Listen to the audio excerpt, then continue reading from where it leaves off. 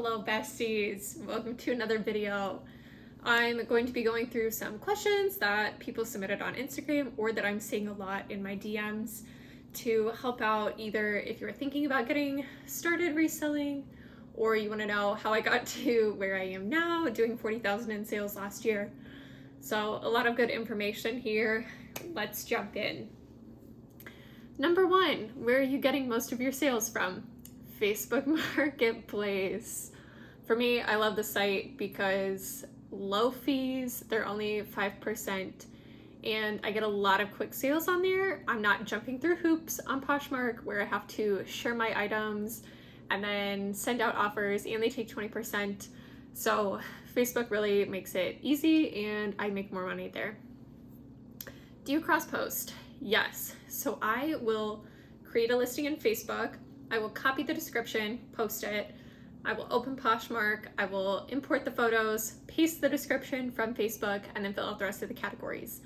And most times they're just listed in those two places. I'm trying to cross-list more on Mercari. Right now it's just very specific items that I list there. If I think they're gonna be really highly sought after, I'll put them on Mercari. But most of the time, just Facebook and Poshmark is where I'm choosing to focus my time right now.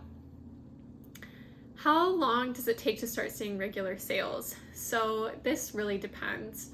For me, doing mostly clothing, I was probably at about 150 to 200 active listings before I was seeing daily sales.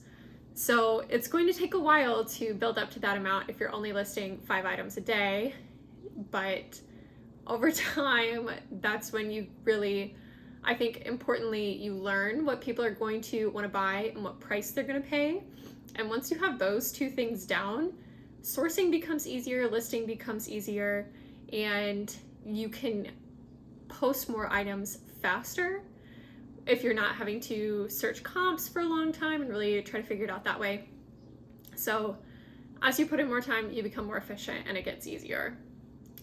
How long have you been doing this? So I sold my first Patagonia in July 2019, and so this summer will be 3 years, and in that amount of time I've seen a lot of growth.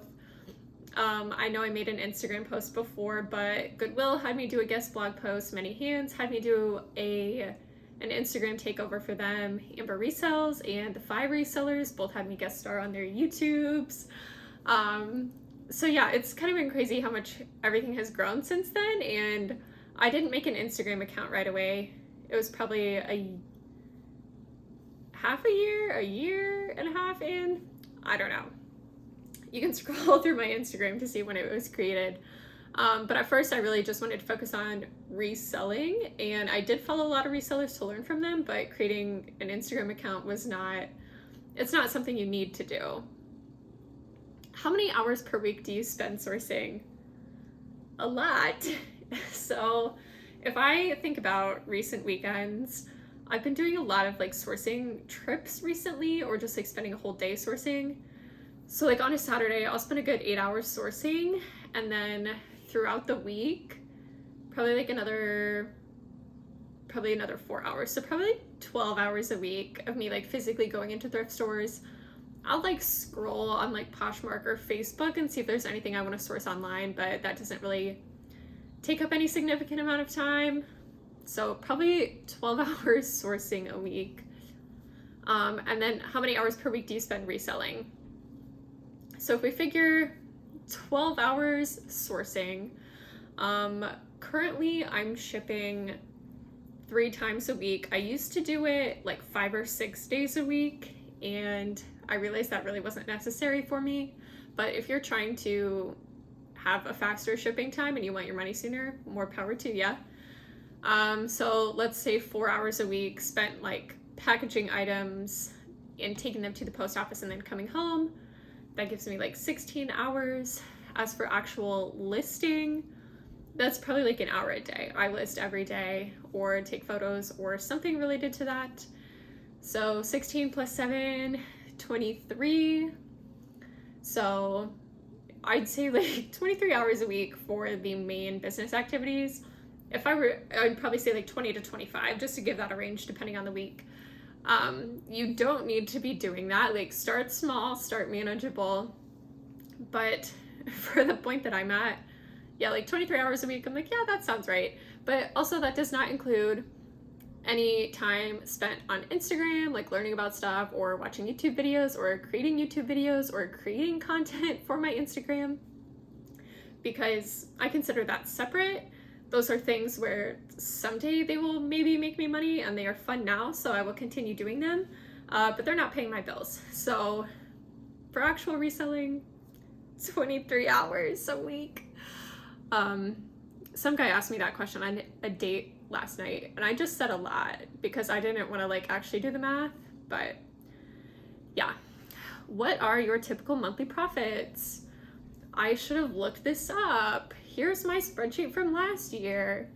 You can see my profits in this column, somewhere over here. It really depends. So I moved in July, sales overall took a dip. And it also depends on what you're selling. So in the winter, if I'm selling coats and I buy them for $8 and I sell them for $60, great profit margin. But in the summer, if I'm selling shorts and I buy them for $4 and I sell them for $15, profit's not as great. So time of year also depends. Season, because I am focusing on a lot of quick flips, so I really do care about what is in season. But when I was starting out, I thought, wow, it would be great if I could make enough money each month to cover my rent, which at that point was like $650, because I live in Iowa and I have a roommate, and I had a different roommate then. So $650, when you divide that out by 30 days, you need to be doing like $20-ish in sales a day on average. And breaking it down like that definitely helps. So take your goal, make it reasonable. $600 a month is nothing crazy. If right off the bat I was like, I want to be able to purchase a new Tesla every single month, guess what? That's going to be really hard for you to do. And that goal is going to be so far away. So make it manageable. It could even be like, oh, I want to be able to pay my cell phone bill each month. Just reselling stuff around my house. So make it reasonable. And I think that really helps. So I started out, I want to be able to pay my rent. And then very quickly it turned into, I want to do $40,000 in sales in a year. And I accomplished those. So the thing is that once you get close to your goal, you need to set another goal further along to kind of keep you going.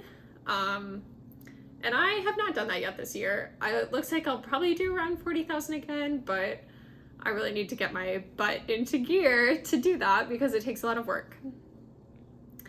Moving on, what platform would you recommend to start? So this depends. With Poshmark, the benefit is that shipping is really easy. You can use the free shipping supplies from the post office. They send you a label. You don't have to weigh anything. Unless you think it's going to be over 5 pounds, then you may have to pay extra for shipping. But their fee is 20%, which is kind of a lot, especially if you're just selling like little things. But on Facebook, their fee is only 5%. If you are doing shipping, you have to have some idea of what the weight is. If it's something really light, like a tank top, probably less than half a pound, shipping's only going to be like $4. So you can kind of estimate there.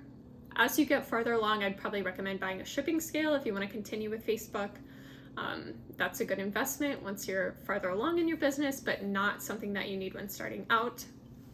So that's kind of my take on both of those. I think the con is that Poshmark, you have to share your items all the time to really get eyes on them, which can be a pain in the butt. You're not going to hire a virtual assistant or get a bot if you're only selling 10 things. So it's going to kind of be hard to get them to show up at the top of search results where they're going to have the best odds of selling. On Facebook, I would say the con is that support isn't great. So if something goes wrong, you're on your own. You got to figure it out. If you want to pay me a consulting fee, my DMs are open. Here's my Venmo. No, I'm kidding. So yeah, I think one of those two would be definitely great for beginners. Next, are taxes difficult? They can be. And it can be a big surprise on how much money you owe, because for 2021, I did the math on 40,000. I was like, okay, I think my taxes are going to be about this much. And then I hired an accountant this year because my tax situation got very crazy, because I was also a student for part of 2021 and worked full time and switched jobs and like all these investment accounts and reselling. So I got my tax form from him and I looked at the number. I was like, oh my God, that's insane. That is not what I was expecting. That's $4,000 higher than what I thought it was going to be. But I looked through my tax return and I was like, okay, I messed up when I was sending him stuff, and my mileage expenses are not correct on this. So got that fixed and it dropped the bill like $2,000. So that was really nice, but there's more questions about this on when you should start tracking. So let me just kind of answer both of these in one. So in 2022, if you sell over $600 on Facebook, Poshmark, Mercari, Curtsy, whatever, they're going to send you a 1099 tax form, and you have to claim that income on your taxes. So if you think you are going to sell over $600 on any single platform, you should start tracking your stuff for taxes. And there are multiple spreadsheets, or my accountant's Instagram and his YouTube page, that can help you determine what you need to track. I am not the tax expert. I hired a tax expert because I know that's not where my strengths are. But I can follow instructions and I can write things down, and that's all you need to be able to do to get your taxes done. So there's a lot of write-offs that you can do: your mileage, your packing supplies. A portion of my rent was deducted because obviously I'm running my business from my apartment and my garage. So there's a lot of different things, and if you are not prepared for tax season, it's only going to make it much more stressful when it does happen. So for me, I said mileage was all messed up. So this year I started using Mile IQ, this app, and you just allow it to use your location. And then every time you drive somewhere, it gives you a little notification. Was this personal or business? And you swipe just like you're on Tinder, and you say, oh, this was a business trip, and it will count that mileage for you and track it. And you don't have to do anything else. It'll give you a nice total at the end of the year. I think like the first 40 drives are free, and then it's like $60 for a year. But again, I can deduct that on my taxes because it is a business expense. So if you are going to do a decent amount in sales, be willing to spend money on things that are going to make taxes easier for you and save you money on your taxes. So like, if you're just like selling a couple things out of your house, you probably don't need to worry about it. You probably are not going to reach $600. But if you're like me and you just start like sourcing a ton, then it's going to be trickier. So moving on, how many items do you list a day? So I feel like I've heard a lot of people say like, oh, just try to list 5 items a day. I think the key point here is consistency. So if you've never sold anything before, just start with 1 item a day. But if you are, doing this as a side hustle, seeing decent money, and you're trying to grow your business a lot, and you're like, okay, 5 items a day, I'm making this much in sales. If I double that and start listing 10 items a day, hopefully your sales should go up. Personally, for me, I've started changing it to, instead of focusing on a number of items I'm listing per day, focusing on a total dollar amount of what I'm listing. Because for me, I'm listing such a wide range of stuff. A Patagonia coat for $100 versus a pair of Nike shorts for $10. Like, these listings are not created equal. They're not giving me anywhere near the same profit. So for me, I know at the end of last year, I was focused on listing $250 worth of stuff per day because I had broken down my total sales goal of $40,000 for a year. And in order to hit that, you need to be doing roughly $110 in sales per day, which sounds like a lot if you're just starting out, but once you've been going, you're like, okay, $100, that's doable.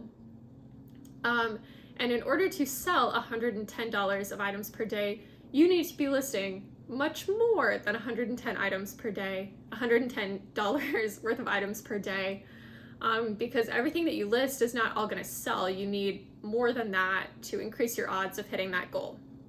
So for me, I'm focused on dollar amount right now. I am very consistent when listing every single day. The dollar amount is all over the place right now, and that's something that I'm working on. So how much do you make from each item? How do you know if it's a good purchase price? So like I said, I'm doing a pretty decent range of stuff, but in general, I like to focus on fast flips. I don't want to keep it forever, and I just want it to be easy, low risk sales. So if I buy a pair of Nike shorts, or let's say I'm looking at a pair of Nike shorts, and I've sold enough of them to know that, okay, these will probably sell for $12 to $15. I am not willing to pay any more than $8 on those. But most of them I'd probably spend $4 on. I'm like, okay, I can turn $4 into 12 easy. I'm gonna take like 4 photos of it. It's super fast to list. It's taking very minimal time on my part to get that listed. So that's something that you can consider. And I've talked to an Amazon seller about this too, and he's like, yeah, I'm selling like these Wii games. And even if each game isn't making me a ton of money, they're so easy to list and sell that it makes sense to keep sourcing them and making money off of that. Now, if you're trying to maybe get more out of your time and you want to have more free time, you're probably going to focus on those bigger flips. But for me, when I was starting out sourcing Patagonia, I was like, okay, my goal is to make $20 profit on this. Because often I would source it from my couch, it would be delivered to my house, I would open it up. If it was in good condition, I would, take 8 pictures, spend a couple minutes typing a description, posting it on a couple platforms, and then, it would sell at some point, and I spent maybe 15-20 minutes of my time to make that $20 profit, which in my mind, I was like, oh, really, that's not bad at all. So it depends on what you're selling, because also if you say, I want to double my money with everything that I buy, if you're sourcing from the bins and an item's only $1 and your goal is to sell it for $2, then you have to ask yourself, was this really worth my time? Do I want to keep sourcing items like this? If you're sourcing stuff at the bins and you're like, I want to make 10 times my money, so I'm going to take this item for $1, sell it for 10. Okay. But if I'm sourcing Patagonia and I spend $30 and I'm like, I want to make 10 times my money, I'm probably not going to sell it for $300 very often. So that really depends on what kinds of items you're selling. Next, how do you get shipping supplies? I use Pack and Ship. They're a great company, and they've had really competitive prices for what I've seen when I've shopped around and compared them to other sites. So I will buy like 700 mailers at a time from them. I've probably bought well over 2,000 from them at one point, and I think I've only had one message from someone who was like, hey, this was ripped when it was delivered. And I was like, okay, 1 out of 2,000 is pretty good. So I highly recommend them. Next, is this your only source of income? No, it is not. So if I'm spending 23 hours a week on this, I also spend 40 hours a week at my full-time job. I work for a tech startup. I help lead a software development team. My job title's all made up, and I don't want to give too much information about my full-time job, just because, I don't know, I feel like that might be weird, but I do have another source of income. But also, when I applied for that job and other jobs, I got to talk about my business in interviews, and that was really interesting. And I was like, oh yeah, I hired a virtual assistant, blah, blah, blah. And I think that helped set me apart in interviews, that I was doing something else in my free time. So I enjoy doing both for now. Next, how did you discover a passion for reselling? So I think in my family especially, I would say they're into sustainability, but really they're into saving money as it relates to sustainability. So my parents, we went to garage sales growing up, thrift stores, whatever. But also when I was a kid, my dad rigged our house's sump pump, which pumps rainwater away from the base of your house, he rigged it so that rainwater would go into our toilets.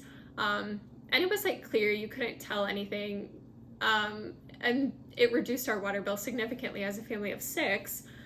So into sustainability before the money saving aspects is kind of why I think that I enjoy reselling, because I know I'm extending the life of these garments, because fast fashion is really bad for the planet and I do care about that, but also I do enjoy making money for myself and getting closer to retirement. So my parents, they have an antique booth at the Brass Armadillo in Des Moines, if I have a picture of it. So we're kind of a reselling family. My brothers aren't quite into it, but me and my parents. What is your favorite item you ever sold? This is probably a tie between this Disney Spirit jersey that I paid like, I think it was like $3.70 after my coupon.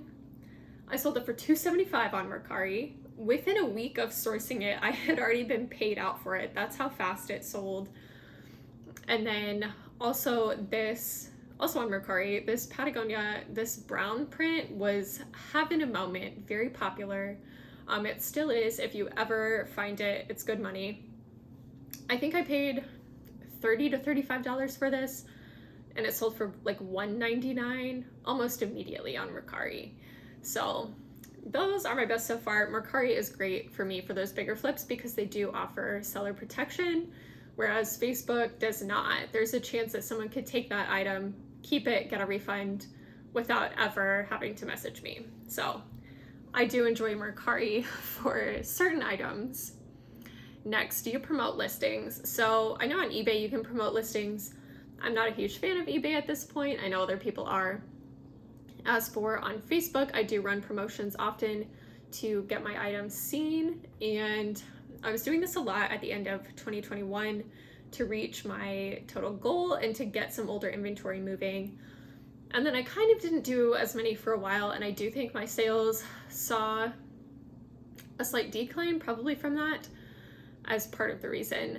But I've started like picking it up back more, and I think it's very helpful for me, especially to get rid of older listings now that I have like 500 active listings. Next, do you accept returns? Kind of. So you can watch my Facebook Marketplace returns video. If it's something that's my fault, I will accept a return. If I missed that there was chewed up gum in a pocket, yeah, I'll accept a return. And if it was something really cheap that I messed up, if I bought something from the bins and I listed it as the wrong size and they got it and they said there's no way this is gonna fit, sometimes I would be like, yeah, you can have your money back and you can just keep the item, donate it, whatever. I don't need it back. So I say a lot more about that in this video. You can check it out. I don't know if I know how to link things yet, but you can search this title. What are your top 5 selling brands besides Patagonia? If I just had to name these off the top of my head, probably Harley Davidson, Athleta, Anthropologie / Free People, will combine them in one, even though I know they're different. Carhartt, and probably Torrid, just because those are items that I'm able to source a good amount of. Did I say Athleta? I don't think I did. That's up there too. Also probably Nike. Okay, so I may have just named like 8 brands, but those are all really good for me because I'm able to source a good number of those. So you have to think about what you're able to find easily, and those brands are fairly popular, like in the areas that I source in. Do you have to register your business as an LLC? No, you do not. You can still write off everything. LLCs, from my understanding, it's more so if someone were to sue you for whatever reason. Maybe you sold them a game and their kids swallowed a Monopoly piece and had to go to the ER and they're just trying to blame you. I just made that up. An LLC would protect you where they can't sue you for all the money you have, just the money that the business has. So you really don't need one. I feel like in clothing, maybe like the detergent gives someone a rash, but I feel like if people are allergic to laundry detergent, they're probably washing everything that comes into their house before wearing it anyways. So I do not have an LLC at this time. Maybe I should. Leave a comment if you think I should. I don't know. Do you sell just one type of thing? Shoes, kids stuff, clothes, etc.? Right now I'm pretty much just clothes. It turns out that I hate selling shoes. I just hate listing them for some reason. More power to the shoe resellers out there, because it is not for me. I have dabbled in kids stuff, not a ton, probably because I don't have kids, and so I don't really know what parents are looking for their kids as much, besides like Patagonia, because that's popular for all ages. So I've dabbled in hard goods before too. I hate shipping anything that I have to bubble wrap and like make sure it doesn't break. So I enjoy clothes because for me, you know, my listing process is pretty easily repeatable for different things. And for shipping, most of the time I fold it up, throw it in a poly mailer, and it's good to go. So for me, just clothes right now. And then off of this, have you explored if it is better to specialize or source a little of everything? So there are two ways you could look at this. So like shoe resellers, they have their whole process down to a T. They know exactly what they need to do. But let's say your specialty is something like ball gowns, and then COVID hits and no one's going to parties. There goes your business, at least until those parties start happening again. So you need to diversify enough, but you probably don't need to be trying to sell everything. So for me, you know, I tried sourcing in these other categories, hard goods, books, whatever. And over time I was like, you know, I really either don't like sourcing this, or I don't like shipping it, or it's not making me a ton of money. And then I was able to stop sourcing in those categories, and just focus on the things that were fast to list, that shipping was quick, and that I was making good money on. So try it out, see what works for you. Next, do you use or recommend any cross-listing apps or virtual assistants? So last year from January through October, I had a virtual assistant, and I paid $20 a month to have my Poshmark closet shared 3 times a day, which I have absolutely no idea how this business was making money, because I would get these emails of like, oh, we're not sharing because it's a holiday, or my son broke his leg, or the power's out. So I'm pretty sure it was a real person, but only $20 a month. It was some Black Friday deal that I got, but I was like, yeah, I think I should just switch to a bot. So then I switched to One Shop, and it shares my Poshmark listings all the time, and I definitely saw a huge spike in sales after I started using it. Like, it's definitely worth the money. It's $45 a month, but with my link, I think you get $10 off your first month, or you get a week free, something, or I think it's both. So check that out. I definitely highly recommend that. That's worth it. As for cross-listing apps, I don't use anything right now. Like I said, I really just focus on Facebook and Poshmark right now. I do think that a cross-listing app is probably my next step, because I have a lot of inventory. I just need more eyes on it so I can sell more of it. So that's where I'm at right now. Do you wash everything? No. And that may sound disgusting, but hear me out. So if I wear this, I wash it, I put it in my closet. Let's say it somehow ends up in the back of my closet, I don't wear it for 2 years. I'm cleaning out my closet, at some point I see it, I'm like, well, I haven't worn this in 2 years, I'm gonna donate it. It was washed, it's not like it's been like sweaty and been worn recently. So it goes to Goodwill. If I, as a reseller, were to then buy it from Goodwill and wash it again, there is a potential that I would ship it on to another person, and they'd be like, well, this was secondhand, I bought it online, I'm just gonna wash it again. The item got washed 3 times, even though it was only worn once, which can like wear down fabrics. So for me, I don't do that. If it's stuff from the bins, I will wash it. Not if it's new with tags, but just like other stuff from the bins, because I have seen some stuff. I have touched more than my fair share of underwear at the bins. Or like sometimes you touch something and I was like, oh my God, my hand is wet. Why is it wet? So I do wash things from the bins, but not everything. Because also you have to consider the amount of time that it takes to do a load of laundry, also your water bill and your electricity bill. And right now I do have a roommate, so our total bill would go up if I started washing all of these clothes that I source, which is a lot. And she would end up taking on some of that cost, which isn't really fair to her, but there's no good way for us to track of like, oh, you did 7 loads of laundry last month and you only did 4, but you took more showers. Like, we're not going to do that. I'm not going to wash stuff or everything. Next, what is your process on taking photos? So occasionally I have like these marathon listing days, and what has really worked for me is that I will take my death pile. Now, I work out of my apartment bedroom to photograph and like process everything before putting it away as inventory in my garage. Anyways, I take my death pile, I put it on a corner of my bed so that I can visually see what I'm working with. I will then pull out 10 items that I can list. I put those in another pile. I photograph the 10. I put them in my IKEA bag to go put in my inventory later. And then depending, I may sit down right then and there and I will list those 10 items before I then grab out my next 10 items to list. And that process usually works pretty well for me because it breaks it down into manageable chunks for me, only 10 items at a time. I'm able to see the visual progress of my death pile getting smaller. And because I'm putting it on my bed, it would be inconvenient for me to stop in the middle and take a nap because I would have to move everything. So that's what works for me. Other times, if I just like source something and it's only a few things, you know, I can take photos pretty quick and then I put them in an IKEA bag to go put them in inventory later. I don't do that every single day, but then yeah, I just put it in my inventory later, which I think I have another question about that here. How do you catalog and track everything? So I use this spreadsheet from my Not Your Dad's CPA, which I've mentioned before, and I don't think he's like producing it anymore. Anyways, there are other people out there with free spreadsheets. I know Ginger Marvin has one, so check it out.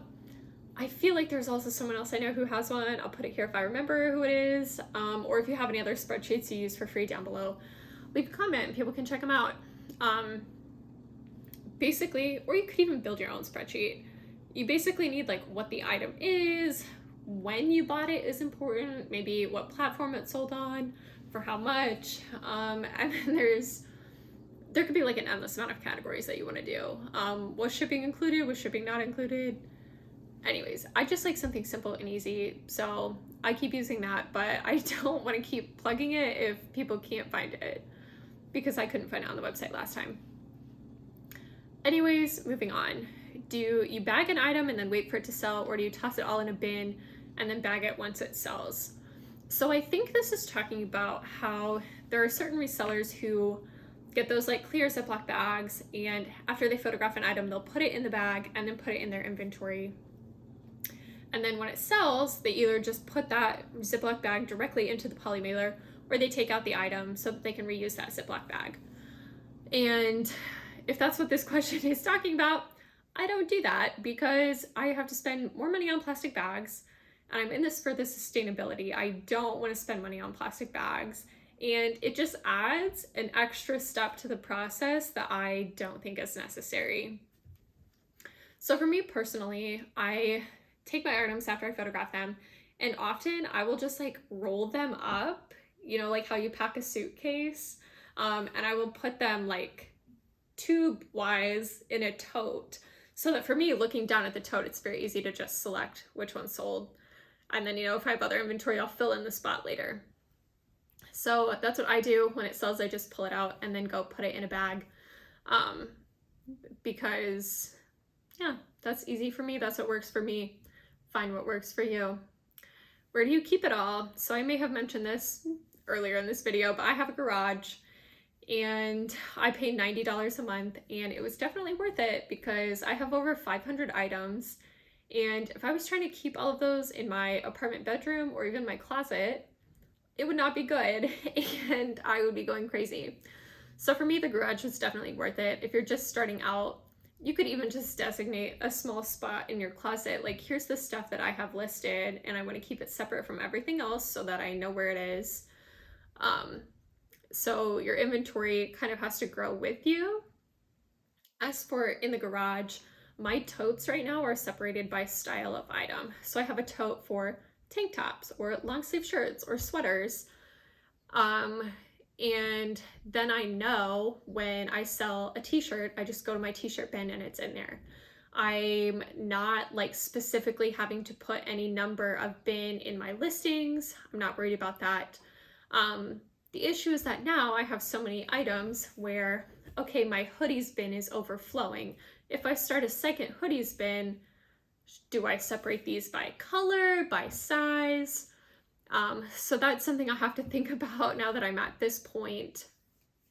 Because for me, I definitely like sorting items by style, because then if you can't find something, you know where it's gonna be. I would not have put a tank top in the shorts bin because it wouldn't go there. So I don't even need to look in that bin if something's lost. That works for me. I'm pretty sure the Posh Hanger does all of this. I followed her for a while now, and she posted that, and I was like, okay, that makes sense, and that's what I did. Next, how do you handle shipping, materials, pricing, method? So as I said before, I use U-Pack and Ship for my poly mailers. If you're just getting started, if you bought something online, reuse that box. It's free. So definitely take advantage of that. As for shipping specifically, it depends on the platform. So Poshmark, everything is USPS. You can use those free shipping materials from the post office. On Facebook, you can sometimes use those free shipping materials from the post office. But I sell a lot of lightweight things that are just first class mail. They're not priority mail, so I can't use those boxes. So that's when I just use a poly mailer, and those work great for me.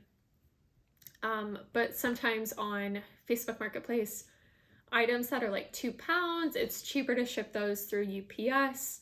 And you see that when you're putting a listing together, you change the weight, and then the options will pop up here. And basically, I always just choose the cheaper one because I can ship easily from both of these places. Very rarely do I offer free shipping. If someone on Facebook sends me a message, hey, will you do 25 shipped? And if it makes sense and I'm making the profit that I'm wanting to, then I'll accept and do that. And I just edit the listing for them. But otherwise, weigh your items, like I said, or estimate. Facebook even offers little like pictures, like, oh, if you're selling boots, it's probably in this category. If it's a dress, it's probably this category. So that helps. Next, okay, we're getting to the end, bear with me. How do you decide where to list and how much to list it for? So a lot of stuff I just post on Poshmark and Facebook. As I said, on Poshmark, this goes hand in hand with the last question. What are you using to gauge comps? So on Poshmark, you can type in an item. Let's say this Free People dress. And then you go to sold size. I usually just select all, and then you can see what it sold for. So if something is selling for $50 on Poshmark, I know that this seller also had a 20% fee taken off of that. So they're getting $40. They may have offered a shipping discount. Maybe they're only making $38 off of it. So I take that. I go to Facebook and I say, okay, if people are willing to pay 50 plus shipping for this on Poshmark, on Facebook, I'm going to list it at $45.50. That gives me some wiggle room for offers, knowing that ultimately I want to make $40 off of it. Whereas on Poshmark, if I see that it sold for $50, I'm going to list mine at like $58, $59, $60, because I know that I have an automatic offer that will be sent out when someone likes an item from my bot that I'm using. And Poshmark's also going to take a 20% fee. So if I'm trying to make $40 off of it, I got to list it high in order to get that amount. So yeah, I think that answers everything. That was like 36 questions. So thank you for watching. I know this was a lot. If you have more questions, leave them below. Maybe I'll do another video. But make sure to like, comment, subscribe. Every day I'm getting closer to being monetized. So thank you for watching. Love you.